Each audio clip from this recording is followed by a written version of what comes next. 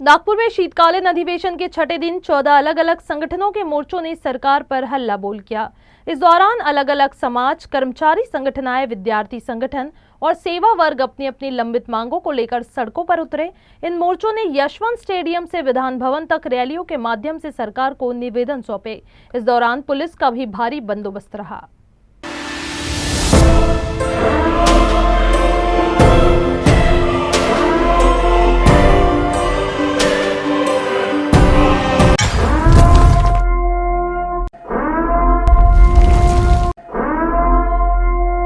नागपुर में आज का दिन आंदोलन और जन आक्रोश के नाम रहा। शीतकालीन अधिवेशन के छठे दिन 14 संगठनों ने अपनी मांगों को लेकर अलग अलग मोर्चे निकाले। इन मोर्चों में किसान संगठन, कर्मचारी संगठन आए, विद्यार्थी संगठन, कलाकार, पूर्व सैनिक, कोतवाल, परियोजना प्रभावित और आंगनवाड़ी कर्मचारी बड़ी संख्या में शामिल हुए। महाराष्ट्र में विभिन्न विकास परियोजना के कारण विस्थापित हुए किसानों और नागरिकों की समस्या को लेकर बलिराजा प्रकल्पग्रस्त संघर्ष संगठन ने मोर्चा निकाला। आंदोलनकारियों ने बताया कि अपनी जमीन और घर कुर्बान किए, लेकिन बदले में उन्हें रोजगार, पुनर्वसन और सम्मान नहीं मिला। संगठन ने समांतर आरक्षण 5% से बढ़ाकर 15% करने, स्थायी रोजगार, पेंशन और आर्थिक सहायता देने की मांग की। मांगे पूरी न होने पर तीव्र आंदोलन की चेतावनी दी गई।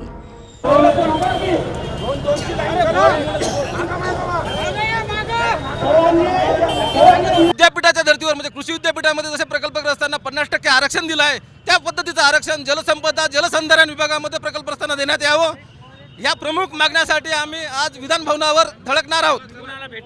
माननीय मुख्यमंत्री देवेंद्रजी फडणवीस यांना भेटणार, यांच्याशिवाय आम्हाला कुणाला भेटायचं नाही आहे। नागपुर में एल्गार सैनिक एकता के नेतृत्व में पूर्व सैनिकों ने भी मोर्चा निकाला। पूर्व सैनिकों ने सरकार को ज्ञापन सौंपते हुए स्वराज संस्थाओं और विधानमंडल में पूर्व सैनिकों को प्रतिनिधित्व देने की मांग की। साथ ही शहीद सैनिकों और सेवा के दौरान दिवंगत हुए जवानों के आश्रितों को अनुकंपा आधार पर सरकारी नौकरी देने की मांग की गई। पूर्व सैनिकों ने कहा कि देश सेवा के बाद भी उन्हें उपेक्षा का सामना करना पड़ रहा है।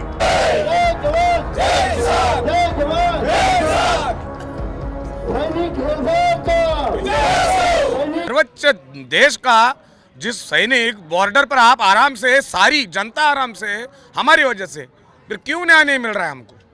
और दूसरा, हमारी शहीद जो सैनिक शहीद हो जाता है बॉर्डर पर, आप सर्वोच्च बलिदान बोलते हैं, उसके पत्नी को क्या मिला है आज तक, क्या दिया है राज्य गवर्नमेंट ने? और अगर दिया है तो आप रखो कहीं भी। आप अगर बोलेंगे कि राज्य गवर्नमेंट ने, महाराष्ट्र गवर्नमेंट ने हमारे सैनिक, शहीद सैनिक पत्नी को जो उसका हस्बैंड शहीद होने के बाद कुछ मिला, आप एक प्रूफ दिखा दो, हम ये आंदोलन यही छोड़ देंगे।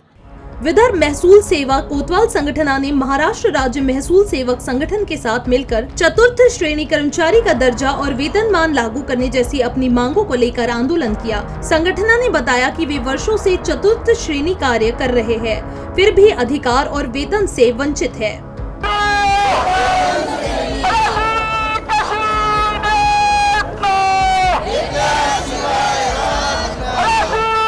आणि त्या मी आपल्या माध्यमातून माननीय महसूल मंत्री यांना विनंती करतो की या हिवाळी अधिवेशनामध्ये आमचा त्याग बघता आम्हाला आमच्या असणाऱ्या सन्मानाने वागणुकी मिळण्याकरता जी आमची मागणी आहे, त्या संदर्भामध्ये लवकरात लवकर या हिवाळी अधिवेशनामध्ये आजच्या दिवसामध्ये निर्णय घ्यावा आणि आमच्या समस्या सोडवाव्यात ही कड़कड़ीची विनंती आहे। लोक कलाकारों और शाहिरों ने भी नागपुर में भव्य मोर्चा निकाला।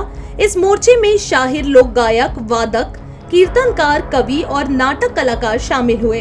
कलाकारों की प्रमुख मांगों से मानधन बढ़ाकर 15,000 रुपए करना, वृद्ध कलाकारों के लिए पेंशन, मुफ्त स्वास्थ्य सुविधा, आवास योजना का लाभ और सांस्कृतिक भवनों का निर्माण शामिल है।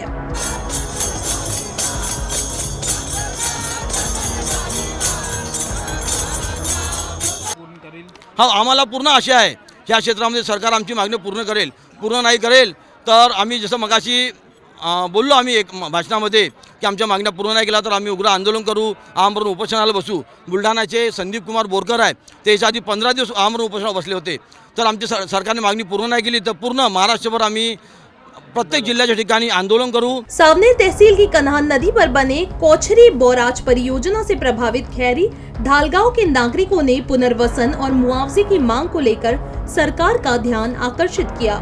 ग्रामीणों ने आरोप लगाया कि वर्षों से उनकी फाइलें लंबित है और अन्य गांवों को लाभ मिलने के बावजूद उन्हें वंचित रखा गया है। उन्होंने जल संपदा मंत्री से तत्काल हस्तक्षेप की मांग की। जे कुठेतरी शासनाकडे अपुरा आहे असे शासन आम्हाला केराची टोपली दाखवत आहे, तर आम्हाला कुठेतरी जलसंपदाचे विभाग जे आहेत आणि पुनर्वसन विभाग जे आहेत, जे आपले जलसंपदा मंत्री जे आहेत गिरीशजी महाजन साहेब यांना आम्हाला निवेदन द्यायचं आहे की बाबा आमच्या खरी ढालगावचं जो पुनर्वसन जे आहे ते लवकरात लवकर करून संबंधित जो निधी जो आहे तो या विभागाला स्थानांतरित करून खरी ढालगावचे पुनर्वसन जे आहे ते त्वरित करण्यात यावे। इस दौरान आंगनवाड़ी सेविका और मददनीसों ने भी सरकार के खिलाफ जोरदार प्रदर्शन किया। महाराष्ट्र आंगनवाड़ी कर्मचारी सभा विदर्भ और आंगनवाड़ी कर्मचारी संगठना के नेतृत्व में निकाले गए मोर्चे में बड़ी संख्या में महिलाएं शामिल हुई।